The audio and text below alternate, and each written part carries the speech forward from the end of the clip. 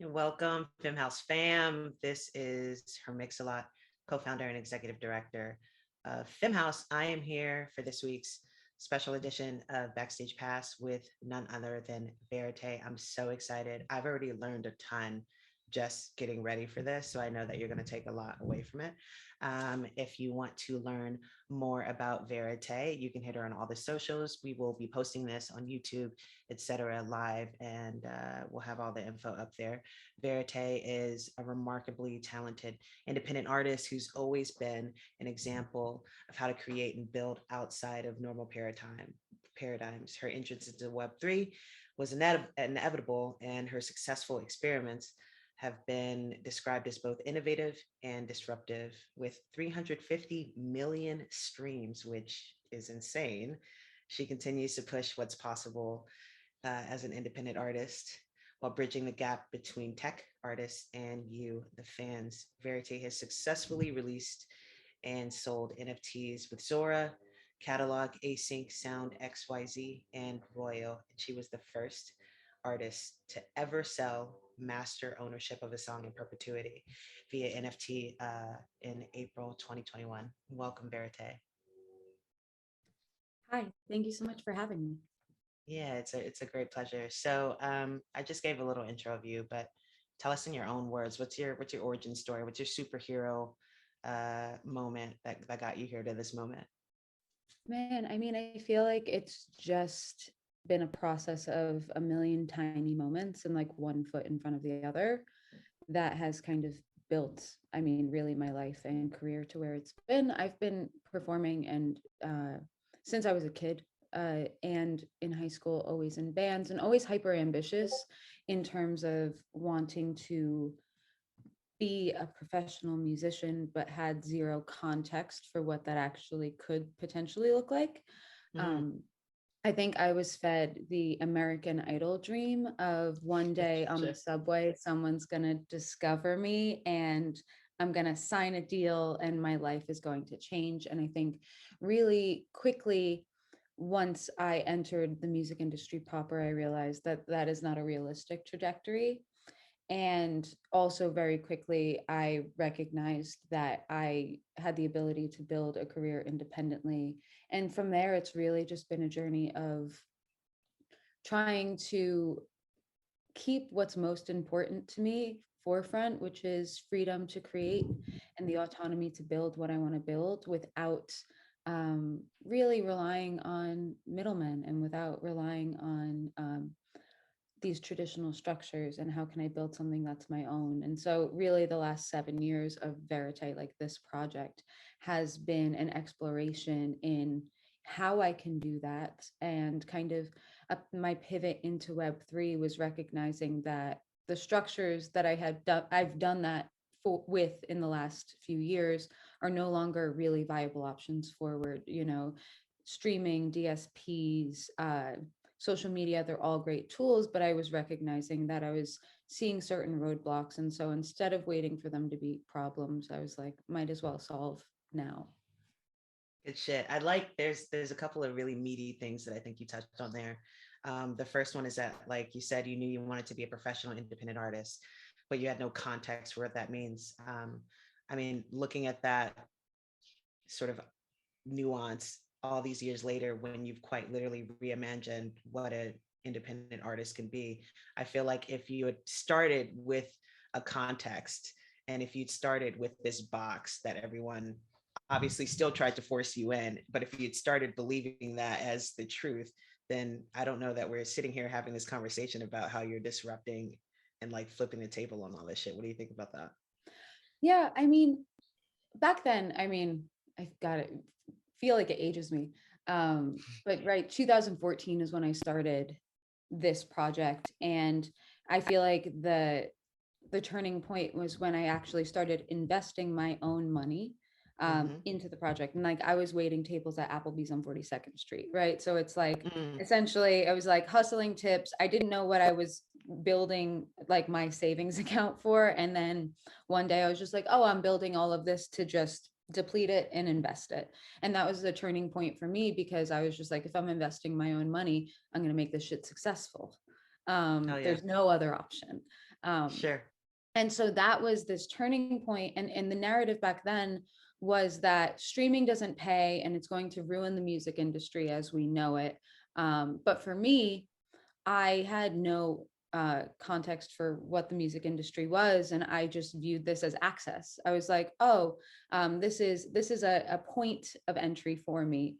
And so a lot of our focus was on SoundCloud initially because Hype Machine was really active in kind of building and spotlighting new and emerging artists. And in tandem to the success I had on Hype Machine, all of the music was on streaming, and we started taking meetings with Spotify when they were still in a PR crisis of sorts. And so the idea of like being an early adopter to changes and innovation, especially in technology, is really beneficial, right? Because I got to ride the wave of like the early days of Spotify, building a really sustainable foundation. It definitely helped me garner as many, millions of streams as I have.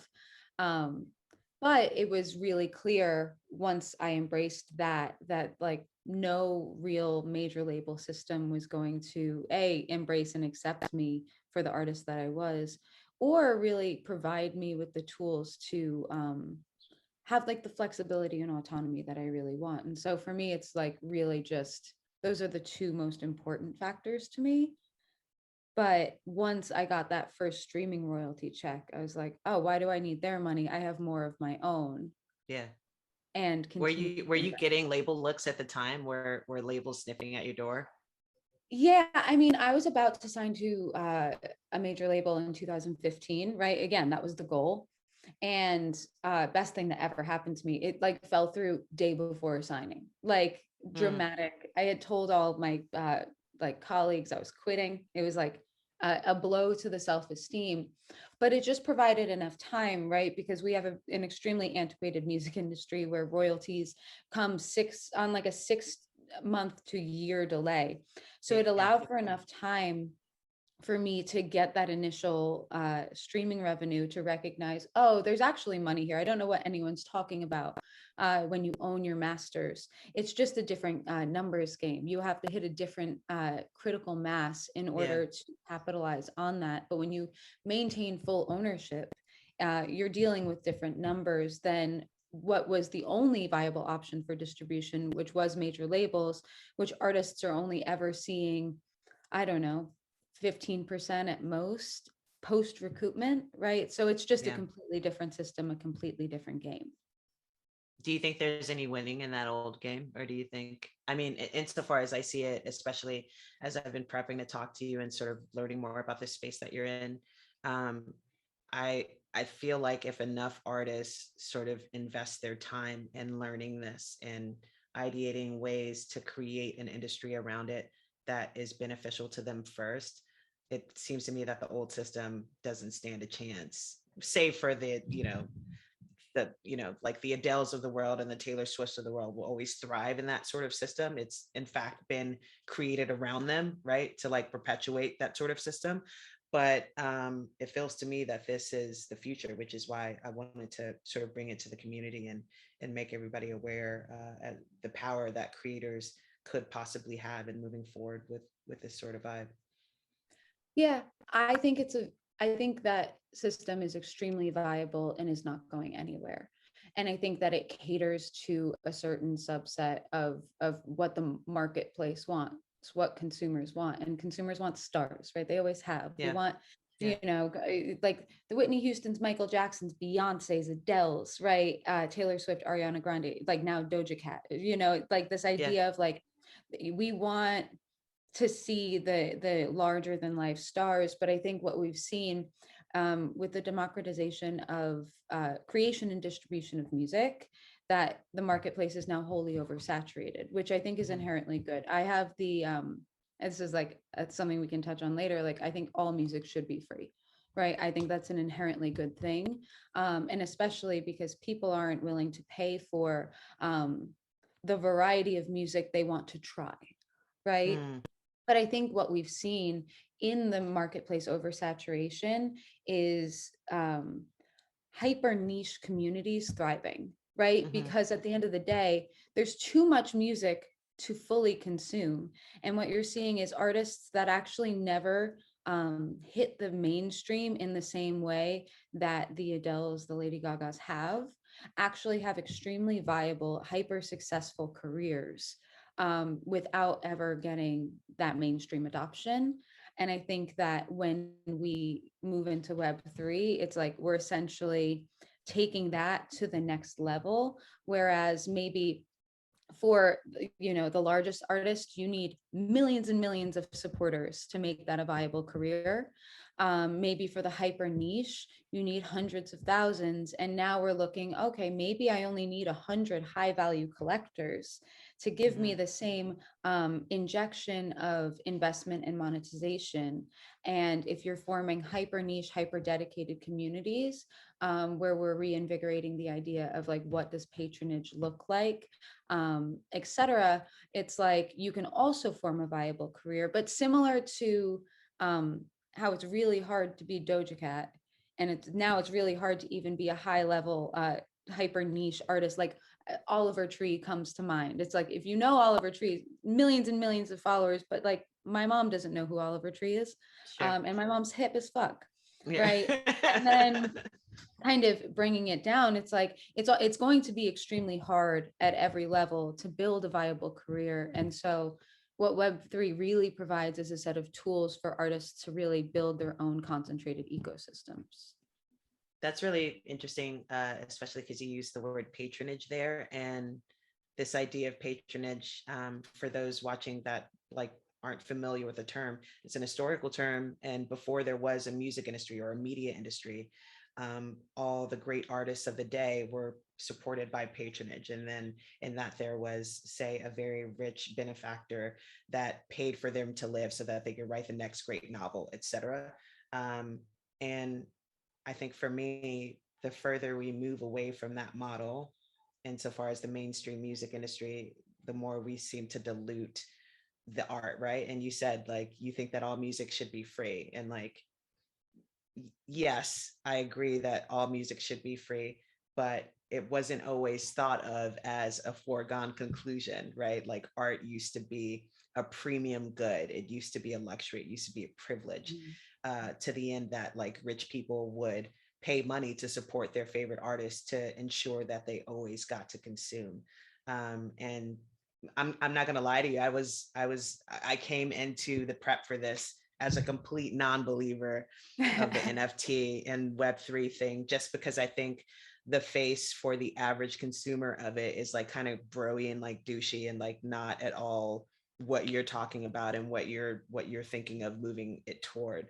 And then this idea of patronage, after reading your Mirror article, I was like, oh, I see. That makes sense. So like when do you become aware of all this? Like at what point in your career, you've been at it as an indie artist for a minute, like at what point did you look at this and say, oh shit, I think there's something here, I want to explore this as an artist? Well, in 2020, obviously a lot changed for everyone. And I think for me, it really forced me to stop it, like essentially cut my second record cycle short. And I was forced to really look left and right and like, all right, what does the next 5 to 10 years of my career look like? Right. I had a lot of time for deep thoughts. Sure. And as we a all lot of us were making 5-10 year plans at the beginning of the pandemic. It's just like, what do I do with all this extra time? I guess I'll figure out my life. Well, and I'll be honest, it was bleak, right? Because again, it's like I saw the path that I had been on, that like I had a lot of success. And I was just like, man, like shit's changing and I need to adapt. And at that time, I didn't know where it was changing. I just knew that I didn't want to dance on TikTok. Like that was honestly it. Like I will not dance on TikTok. And that was kind of the moving narrative of like, okay, cool. If you want success, like you need to be out here, you need to be a content creator. And I'm like, I'm not really interested in being a content creator in that way. And I recognize that I have to adapt to marketplace realities. Where are the people? Where is the attention? And so I really started experimenting. I started a Discord. I started a podcast. And I was just like, okay, I need to diversify revenue streams, right? It's like one of my main revenue streams is now gone. So I'm going to put my hand in all of these different things. And I created like an 8-bit video game world for an EP release for my fans to come hang out with in COVID. I did a driveway tour. So again, I'm like sitting Cool trying to, shit. I did a bunch of shit. Not all of Yeah. it worked. But the podcast kind of led me into this world through an artist called RAC.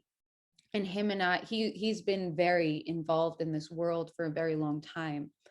And his essentially, we got into a conversation about the value of music, because I have always come from the perspective that it's an immense privilege to make music and to make music as a living, right? It's just, and I just come from, like I grew up waiting tables from when I was 14. Like my mom grew up waiting tables. My dad laid floors. Like, you know what I mean? We were all workers.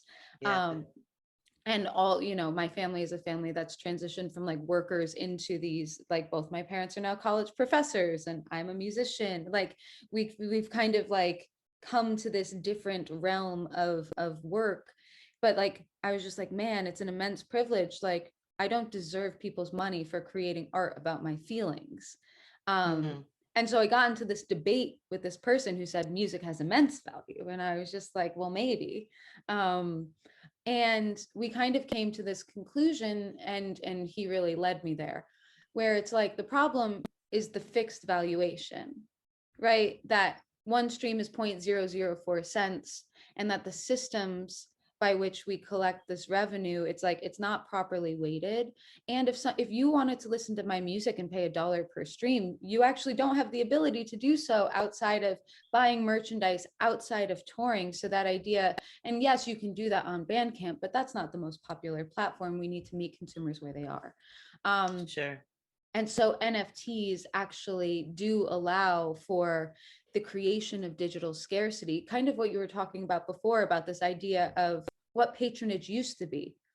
We're going to pay you a lot of money to create this novel so that everyone can read it for a really low price, right? And then if you really can't afford it, we're just going to give you the novel, right? So that you can experience and appreciate art. And so that was my entry point. And then from there, I had no idea what I was doing. And I'm just someone who learns by doing, for better or for worse. I'm happy to get it wrong, and I do all the time. And I just started dropping NFTs, and I dropped an NFT on Zora. And back then, especially in the music space, I mean, but in general, it was like all male, like EDM bros. Yeah. That was it. And I think everyone was just excited to see like a regular artist kind of like coming into it. And so I got a lot of support. And then I was lucky enough to be part of the inaugural catalog drop and got a lot of support. And that kind of transitioned me to like I guess the cornerstone of like what you guys had said on the flyer, which was I recognized that no one cared. Like people cared in like the NFT space, but like my fans, they didn't care. Kind of like you're just like, I wasn't sold. Yeah. And so it kind of led me to, okay, you don't have to care. I don't even want you to care, but like, how can I make you care? How can I actually utilize this less as like, yo, we're hyping this shit up, this is the future, and more so, oh, how can I utilize these tools to solve the problems that I'm currently facing as an independent artist, to serve the community that I've been serving, and to add new people, new patrons into the mix, fans and collectors kind of coming together in one ecosystem. Yeah, that's really, it's something that I hadn't considered until just listening to you now. Like the more that you're empowering yourself to make these choices with your art and really answer questions that you need answered, and sort of like address problems that you need addressed financially or otherwise, you're also giving fans more of a choice, right? You're giving them more of a say in their experience. You're giving them more of a say in how they interact with you, while also not turning yourself into some weird content farm where everyone gets to see you fucking brushing your teeth every morning or whatever. Funny enough, that's the only thing I do on TikTok now. And that's my whole series is like, I'll just brush your teeth. I'll put the music on while I brush my teeth, and that's it. That's all you get. Are you fucking around with me right now? Are you No, being I funny? did it. I did it twice, and literally that's my plan. I'm just like, you want me on TikTok? I'll brush my fucking teeth while the song plays, and eventually it'll go viral. That is hysterical because I truly had no idea. And I'm sure like in the moment as I was saying it, it was reading to you as a very pointed like joke, but I literally had no idea. That's funny as fuck. Yeah, no, that's it. So I want to back the truck up a little bit because I just love what you did for your first NFT drop with Zora, and hearing you describe it as like having no idea what the fuck you were doing and just doing it. Like I think it's the coolest. And I just think there's something so earnest about how you went about it, and something just so it's very dreamy, like this idea of you staying up all night, like maybe having just learned what an NFT is, and tell I'm not going to spoil it, but just like tell everybody what you did with Zora for your first NFT drop. Yeah, I mean, I called my manager and I was just, and I had told her about all of this, and I was just like, yo, I had just gotten the invite to Zora. You needed an invite. And I was just like, hey, I feel like I need to do this. And she's just like, okay, which is why we love Vanessa, because, Shout out to Vanessa. Yeah, Vanessa makes everything happen. But yeah, I stayed up really all night, and I was like at my parents' house, and my dad is a graphic designer, and he had like the Big Mac because my computer kept crashing, and I just made like a really simple moving graphic for the cover art. It's so fucking simple. For the cover art of the first song that I had released as this project, and I was just like, great, this is the first NFT that I ever released. This is the first song I released. I felt like the sentiment made sense. And it definitely was like up all night being like, oh, it glitches there, or oh, like the audio's wrong, because it takes like 5 hours to export. So I definitely did it 2 or 3 times. Sure. How did it go? How was the release received? Or It was in your mind, was it a win? It was a win. I mean, it was, again, it's like it sold for $1,800, right? And it's like, for me, as I'm sitting putting together what is the value of music and contemplating this, because I definitely view all of this as experimentation. Even now, a year into it, I know nothing, right? It's like I'm just gathering data and then attempting to build better, right? And so the idea of, okay, there's clearly something here if someone's willing to pay $1,800 for a song that they can stream for free right now, that was released in 2014. It's not even my best fucking song, right? And so you start to realize, okay, I don't know what it is, but clearly I'm going to try it again, and the second one was the first single from my first record. Again, I'm trying to go with the firsts, and it sold for $10,000. Right. And God, it's like, I encourage everyone watching to go fucking research how long it takes to make $10,000 on like Spotify, and like how many streams you need for that. A lot, millions. Yes, or millions. you need like 2.5 million. If you own 100% of your masters, about 2.5 million, maybe 3 million is going to get you around 10K. That is insane. So a different world and a different framing for value. And again, and it's funny, there's two things. I don't talk about money in terms of bragging, right? And I'm really specific about that. But I think that also we come in the music industry as like women a lot of the times, right? As it's we're acculturated to let the men talk about money, let the industry professionals talk about money, right? And somehow like it's an uncomfortable conversation. And I think, as an independent artist, as somebody who runs a business, I think it's really important to have like financial transparency and kind of show people that like financial literacy is extremely important in building something, because you need to know what you're worth, you need to know what you're spending, you need to know what other people are spending. And so I'm here for like healthy financial discussion. Yeah, that's really important. And the less we talk about money with transparency, the more in the dark people are about their value, right? And that's the the entire system depends on that.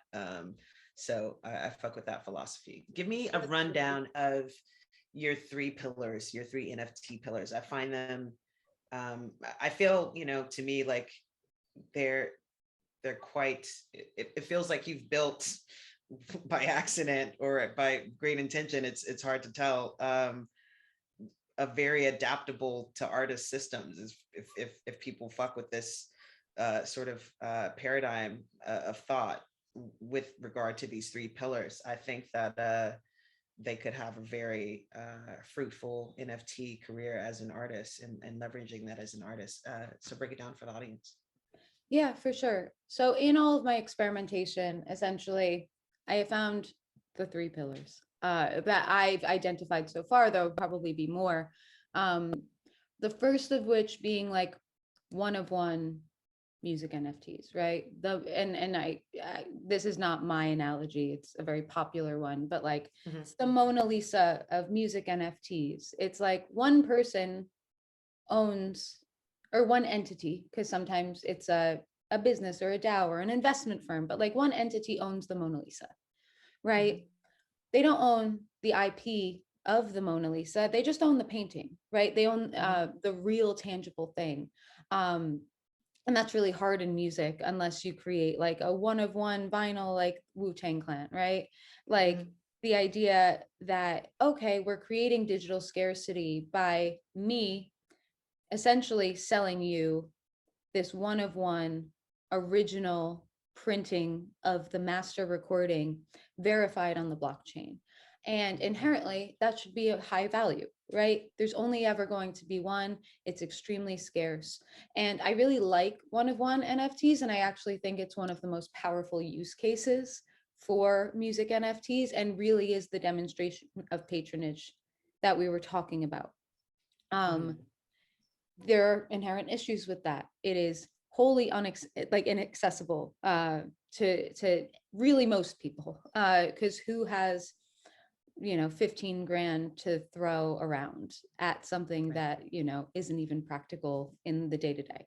And so I really love that model, but I recognize that it's not the best, it's not the most well-rounded use of the technology. And so I utilize it, and essentially the fact that it's verified ownership on the blockchain is why I can't just, I don't know, email you the thing, right? It's like we need some sort of proof of ownership. The second becomes fractionalized ownership, and I view that in two different ways, and I've kind of experimented with two different ways. There is fractionalized ownership of an NFT, so editions. So essentially, like I've made 200 of these.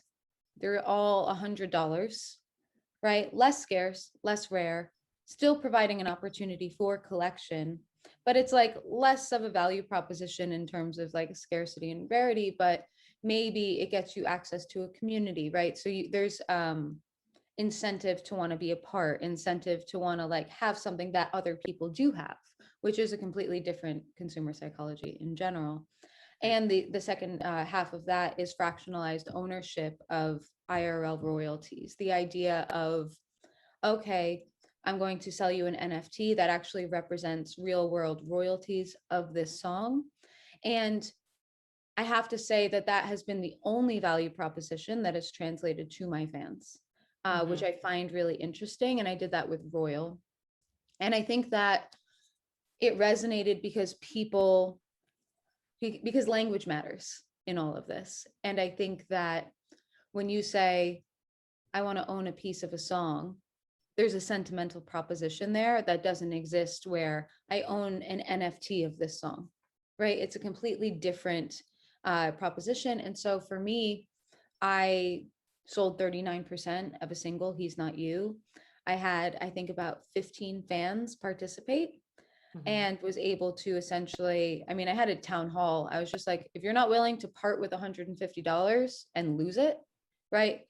I was just like, you're not going to make money off of these royalties, because as we said, 0.004 cents a stream. You need a lot of millions of streams to have 0.5% of a song Yeah. be make you money. I'm not thinking, Yeah. but it exists. And essentially, I did that, and it was the first time it all clicked. And from there, it's, kind of goes into, well, what do probably non-crypto native fans interested in? And I think they're interested in experiences. Like you said before, it's like we're creating bespoke experiences for fans that ideally the tools of Web3 can solve problems that artists currently have in accessing their fan bases.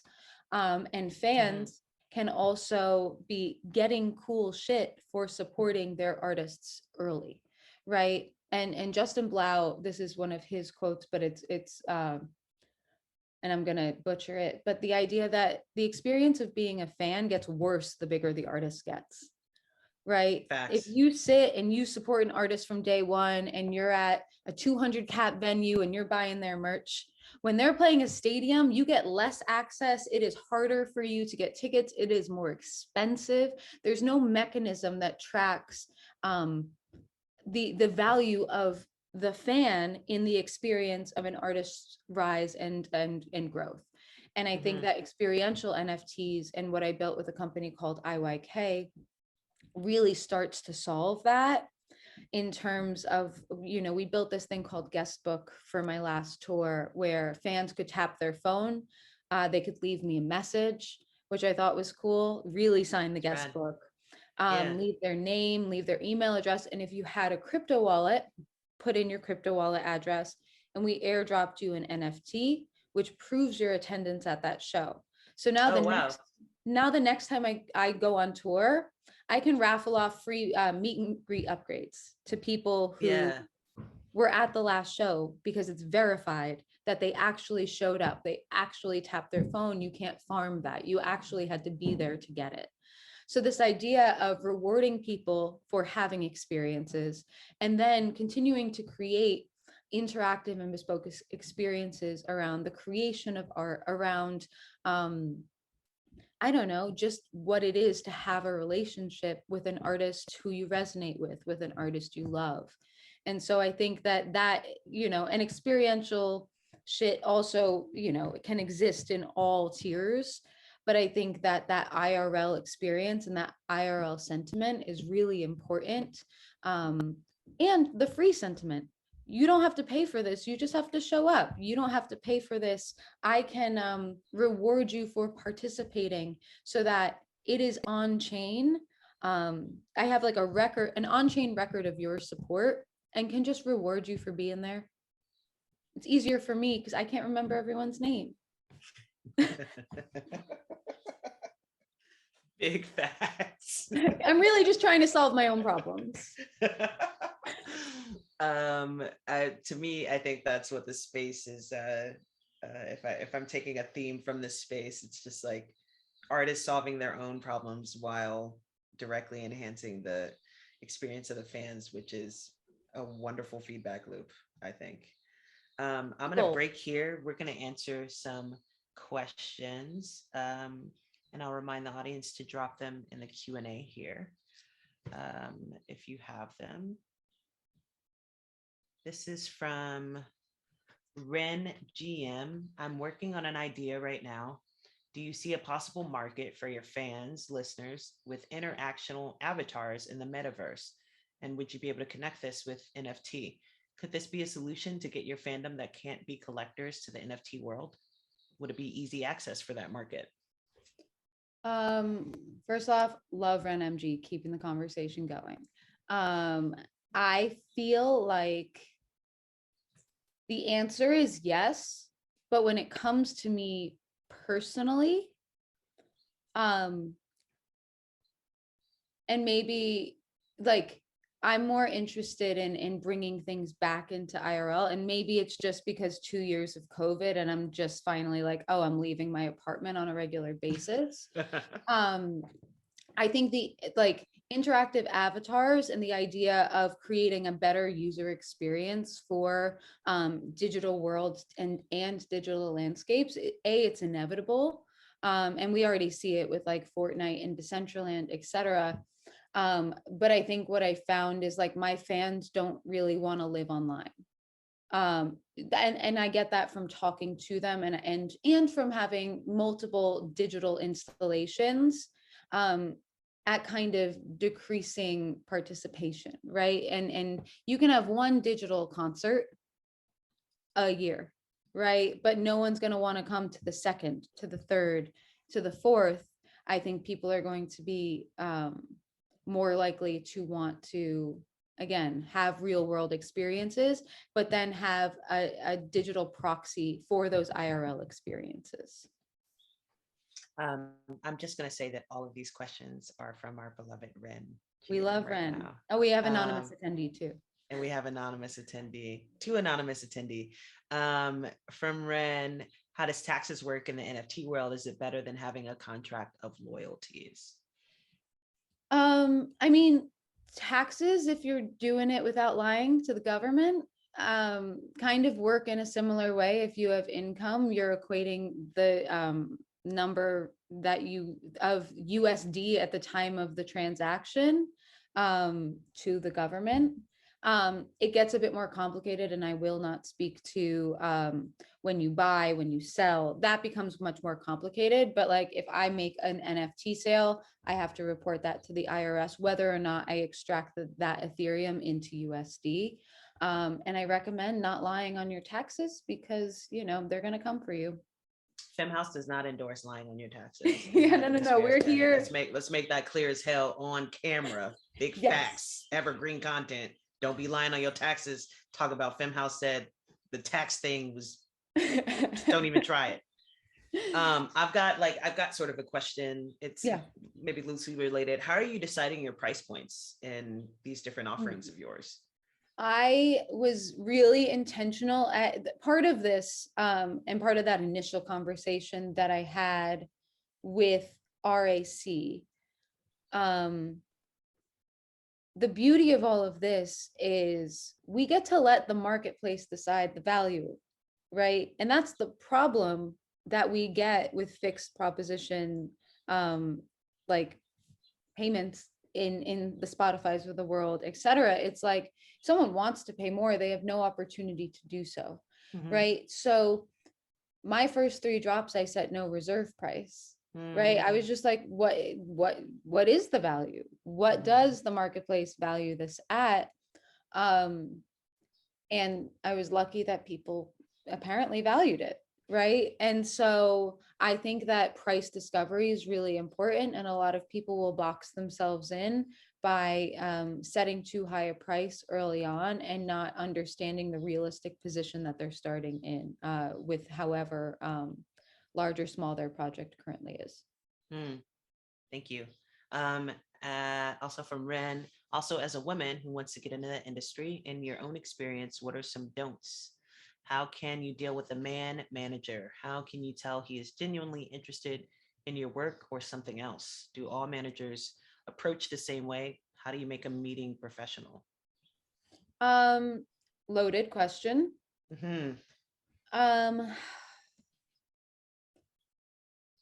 I would say what I encourage people to do and what I did, even though it was very uncomfortable because I have spent a lot of time reframing how I interact with the world, because I, like most people, have been conditioned to just to exist in the world in certain ways that women are expected to exist in the world.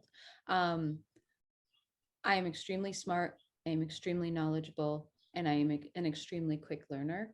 So what I chose to do was learn as much as I possibly could. And when I went into situations, instead of posturing myself as I'm here to ask questions, I'm here, right, which I was there to ask questions and there to learn, but I always kind of led with, well, what's my value add? Right? Okay, this is my value add. Hey, this is actually where I'm a really great resource to all of this. And then I have these questions and I'm really curious about this. And I think that framing of like, okay, well, this is how I position myself in the world, forces people to look at you differently. And I think that, again, as women, we're kind of like, we come from the bottom up a lot in terms of like, okay, cool, I don't want to ruffle any feathers. I don't want to be too dominant. I don't want to be too masculine. And we know that like the idea of femininity is like such a wide range of what that actually looks like in practice. So it's like, like I would just own, what are your skills? What are you really good at? And then follow it up with, and I'm here and I'm really curious. And then in terms of, working with men in the industry, some are brilliant and some are the worst. And as often as possible, I try to work with women because I find that they are more productive, more ambitious, more humble, and more practical and realistic. But at the end of the day, you have to go with your gut, and it kind of all comes back to trusting your instincts and owning your skills and owning like your own power. Good answer. And Ren, I'll also say for Femme House's part, one of the reasons I wanted to have this conversation and sort of like start talking about NFTs because I'm seeing a lot of chatter online from women who want to enter the space, but it's so front facing, like broy and douchey, and it just automatically doesn't feel safe. And we wanted to do this today to create a safe space for people to learn and ask questions and not feel weird about it and not feel disempowered for being curious and all of the sort of other psychological shit that can happen when you're in a space that's not safe for you to learn. And it won't be the last time that we do this for that reason. Also from Ren, what would be the best way to promote an NFT in the music industry? Limitless. I feel like this is like this question. Promoting an NFT is no different than promoting a song than it is promoting a book, right? It's like you're looking left and right and you're just like, who wants this? And how can I access them? How can I force someone from being, I don't know, a spectator, someone on the sidelines, to being an active participant? And I think that's really just about knowing your community and knowing your audience. And if you don't know who your audience is, look left and right at people who you consider your contemporaries and look at their audience and look at their trajectory and learn from that. And I think it's definitely not like, I can't give a single answer to it. But I would say it's just like, again, who are you serving? Excellent. From an anonymous attendee, did you define what an NFT is? If not, could you break it down and define it? It's non-fungible. What's the T? Token. Token. Non-fungible token. I mean, I guess in layman's, how I would best describe it is it's a unique piece of code that exists on the blockchain, right? It's a unique piece of data, and I would call it a box. Anything can be an NFT. You can put anything in that box. It can be a song. Technically, it's contract, right? It can be a book. It can be a piece of art. So anything can be an NFT, and essentially, it's just, again, unique on the blockchain. Thank you. Also from another, or maybe the same anonymous attendee, I don't know. Are there concert spaces for indies in Web3 that can provide good experience? Is it decentralized, I think is what they're trying to say there? No, Are there more? Decentraland. Decentraland, excuse me. You see, I'm learning here with y'all. Are there more? Yes. Decentraland is kind of, it's Sims-esque. Okay. Right. But interactive. There are more popping up. There's Decentraland, there's Sandbox, like Roblox, like all of these different like interactive web gaming systems. And there will be more. It's just like, how big is the audience and how worthwhile it is? Like that's something that's TBD, but it's also not my area of focus. So I'm not the best because I'm going to be like, well, I don't think my fans want to hang out there. So perhaps I'm not going to exist there. But that being said, don't let my comment deter you from exploring if that's what you're interested in, if that makes sense. Shit. Cool. This next one is from Alexia from Greece. Hey, really great Q&A session. I love all your modern ideas and it's inspiring how you're solving artist problems on your own. How do you feel about the sustainability of NFTs? Is the use of Ethereum, which is not that sustainable, concerning to you, as you could get, quote, canceled and dragged for this? Damn. I love a good Don't canceling and dragging. I'm not gonna lie to you. cancel and drag on a I love a Saturday. good cancel and drag. Okay. No, but it is an important and extremely like nuanced question. I think climate change is an inherently wicked problem that I alone I am not equipped to solve. I really believe that um, technological innovation is important, right? Both things exist. We live in a world where there are 5 truths that are equally as real at any given moment. I think for me, the fact that Ethereum is moving from proof of work to proof of stake, like there is a path towards being more sustainable. And I think that's extremely important. And I really do believe that blockchain technology in the long run is going to be able to replace a lot of these clunky systems that do wind up taking more energy. And I also do believe that like until we move away from fossil fuel use, that there's zero that can be done in general for what is the massive climate change problem. And then in terms of like translating, how do you have very highly nuanced and volatile conversations with large groups of people is a totally separate question. The And for answer, I me, think, is not on Twitter. not on Twitter. No, no, no. That's literally my fucking answer. Is like it is not on Twitter. Not on Twitter. Nobody's comment section generally. And but I do invite people to come have long form conversations with me about it on Discord. And for me, it's like when you have a long form and logical conversation with someone about like these very real issues, you really do come to like understanding of like, okay, well, this is my motivation, this is why I'm doing it, etc. And it's much again, it's less of an argument and more of a conversation. And that's how you avoid the cancel and drag. Good shit. Always avoid the cancel and drag if you can. And if you can't, watch from the sidelines because that can be fun too. It's dark. Anonymous attendee asks, how did you choose to be an independent artist? Looking back on your career, do you think you should have signed with a label? No, I would have gotten chewed up and spit out within a year, right?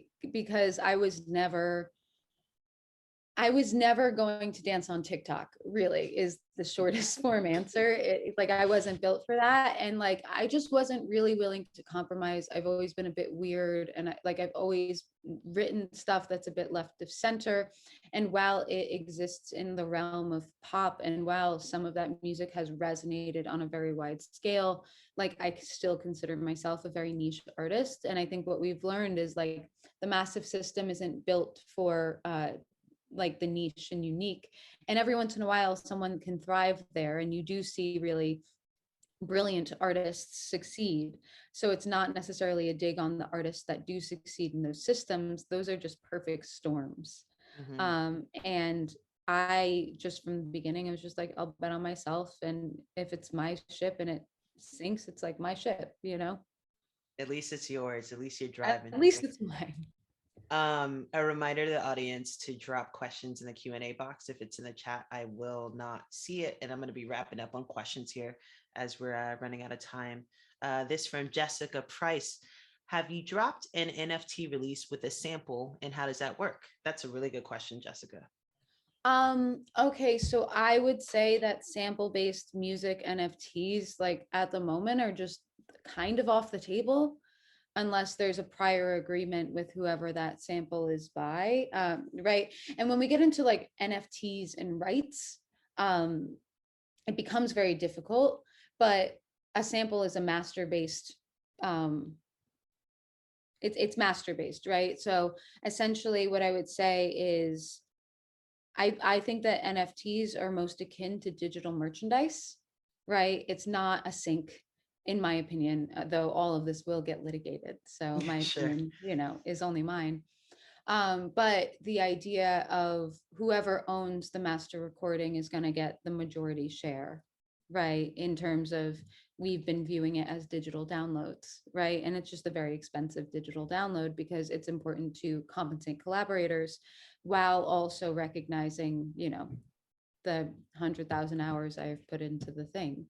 Sure. And so sample-based music, and when you're getting into who owns what, becomes very complicated. And so I would just encourage you to like own 100% of the music and recording that you wind up putting up, mostly for your protection. So Jessica had a follow-up question. Maybe you just answered it with that last statement.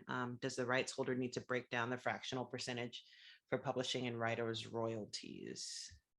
You do. And I think, again, right now, this is all so early. So a lot of this is being, it like will be litigated, but I'm, lucky enough to have been on both sides of it at this point. I've been a part of someone else's NFT and gotten paid from it, and I've paid people from mine. And so I think that, the definition that we're utilizing is kind of coming to be what is accepted as the definition. And I would just have really honest and transparent conversations like, hey, this is what I'm doing, this is how I'm breaking it down, participate or don't. Right. But I am being extremely conscious of now who I work with moving forward. Right. Because like I just don't want to have complicated conversations with people who I can't sit with one-on-one and explain things to. For sure. Can you give a quick overview of what the blockchain is? I can. I mean, apparently, like basically, I'm going to give the most layman's terms, mostly because I'm just bad at defining things. I know what it is, but if you make me say it, I'm going to fuck it up. But it's a transparent digital ledger, right? So it's just a ledger of transactions. So every transaction is completely transparent. Every bit of Ethereum that I've received, you can go look at it if you can find it. Every bit that I've sent.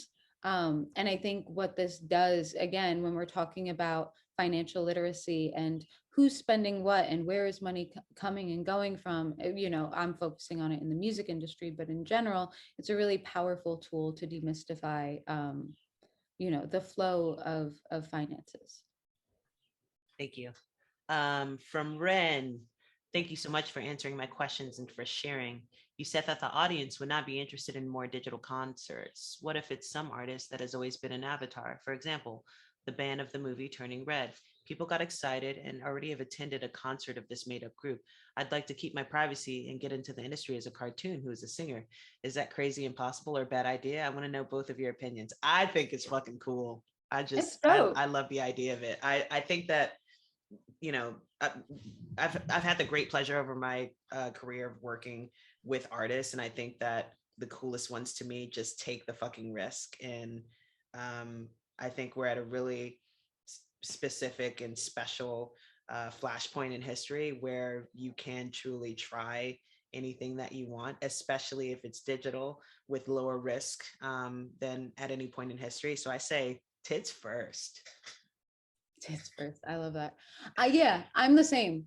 And I think that when it comes to metaverse stuff, I'm like, it's just not my area of expertise. But I think that if that's something that interests you and you want to build it, there is not a better time to have an interest, have a desire, and like a creative itch, and just build it. Right? There are so many people.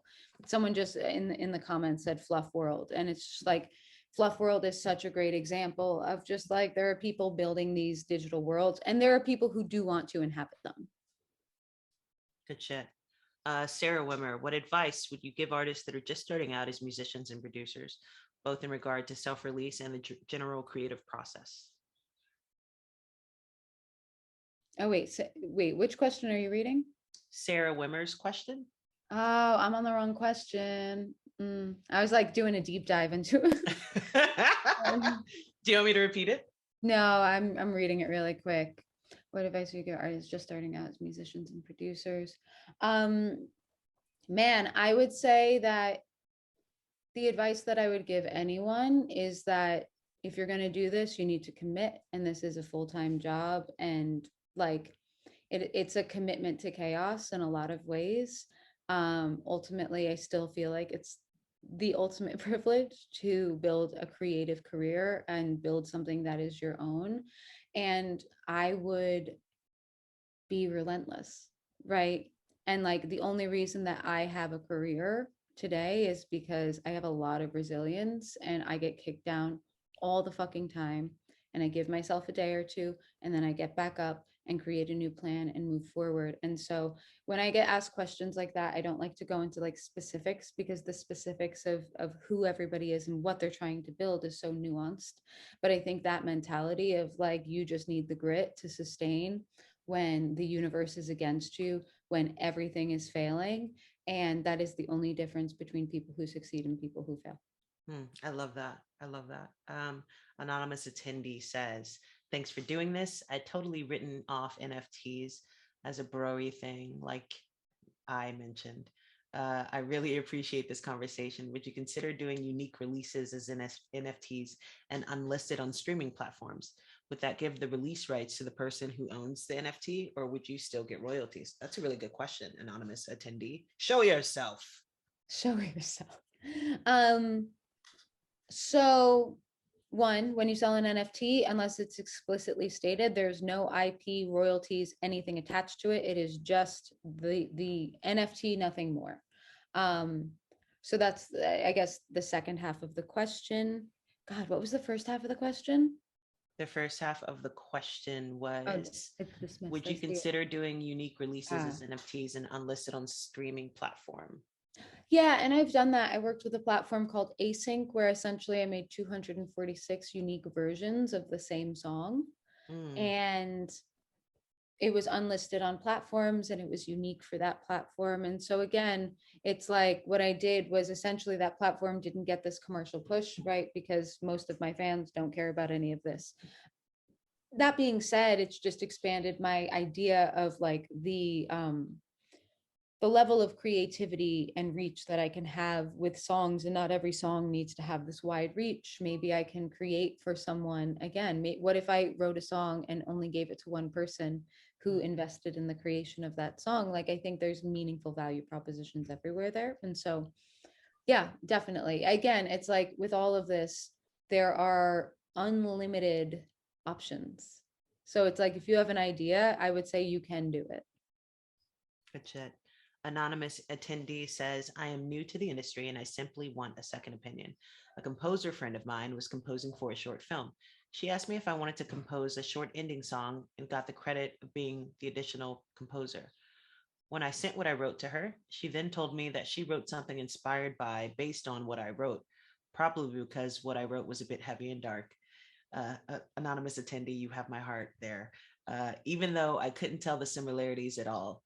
Then she told me that the director couldn't give me the credit of the additional composer. Is this whole situation a common practice in the industry at all?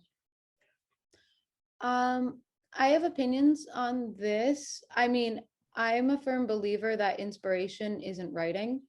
And so if there are no melodic, rhythmic, structural, instrumental similarities, I would say that you didn't write it. If the vibe of something you did inspired a new composition, while it's a bummer that like that didn't translate, your work didn't translate, I wouldn't consider that writing, because I'm inspired by, so much music that then you can't necessarily tell the influence. Hmm. I think it's weird that they said it inspired it. It just kind of creates a weird question mark for this anonymous attendee. Yeah, But I think that so long as there's no actual interpolation of the idea, it's a bummer, but it's not necessarily wrong. got you. Another anonymous attendee. What do you foresee your next steps to be with respect to NFTs, releasing music, live shows, etc.? Limitless plans. I think I'm really interested in doing more generative work, more interactive experiences with fans, with collectors. Um, I'm creating black cards for fans and collectors. So like my top collectors are going to receive a card that has an NFC chip in it that they can tap at my shows and get free merch. Again, bridging the digital and physical experiences. And so I'm really excited about stuff like that.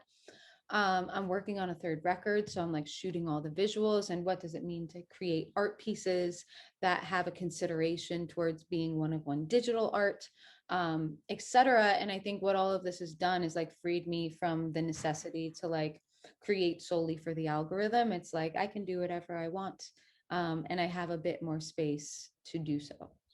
Rad. Final question from Aaliyah Gilbert here. have you put a lot of energy into educating your own fans in crypto literacy? Do you feel that this is another role you have to have as an artist who is going into Web3? Or do you just say, this is what I'm doing, do your own research, but maybe in a nicer way? This is a great final question. I have very strong opinion that it is not appropriate, nor is it the artist's job to educate fans on cryptocurrency. I can educate fans on a lot of things, but cryptocurrency is a volatile asset. There are inherent security risks that do exist. There are a lot of scams. Like it is not a friendly place for somebody to just jump in on a whim. And, you know, the idea that me as an artist would say, get some ETH and buy this, and then the value of ETH would plummet, which is a potential. I don't want that experience to be because I'm shilling something I'm trying to sell, etc. It's really important. I'm doing all of this. I'm sharing it. I'm marketing to people who are well versed, who exist in this world, who are confident in their skills, who know the security risks. And for my fans, if you want to get involved, you need to do that research on your own, come to it on your own, show up to the marketplace on your own, and get on a like a town hall with you and tell you not to buy it unless you're completely sure, right? Because I care about these people and I care about their well-being. And so more so than extracting as much money as I can from my fans who have given me so much, it's like I'm experimenting with value. I don't know if any of this shit has value, right? It's like, so at the end of the day, this is all this very fun cerebral game that we're playing here that I really do believe in, right? I'm not just sitting here, you know, fucking around, but I think that it's really important to let people come into the world in their own time. And again, certain ways have been successful. If you Royal creates a custodial wallet for people and they have a fiat on-ramp, it's very easy to participate at a very, very, very low risk. So I did send my fans there because I really trusted their ecosystem. And I trust someone just getting a MetaMask, putting no money in it, and me airdropping them an NFT. So there are these little mechanisms that I do trust. But again, it's like we're people over money at the end of the day. Like we need to care for the people who care for us. Final question is from me. You're sitting in front of your younger self. What do you say? Man, don't take it all so seriously. Like I'm very lucky that I've worked as hard as I have and have built myself up to the point that I have, but I did not have fun along the way as much as I should have. And I think that I'm like 31 now, and I feel like I'm living my 20s and my 30s a little bit. I'm just like, now I'm going to play with it all, and I'm going to try and have as much fucking fun as I possibly can. Well, Femme House fam, you heard it here first. 30 is the new 20. VÉRITÉ, thank you so much. This was so much fun. I appreciate This is you. great. And I would love to connect in general because I love everything that you guys are doing at Femme House. Thank you so much. You're looking at the newest Femme House educator, VÉRITÉ. She's going to help us create an NFT educational ecosystem. You heard it here first. I'm here. Thank y'all for coming.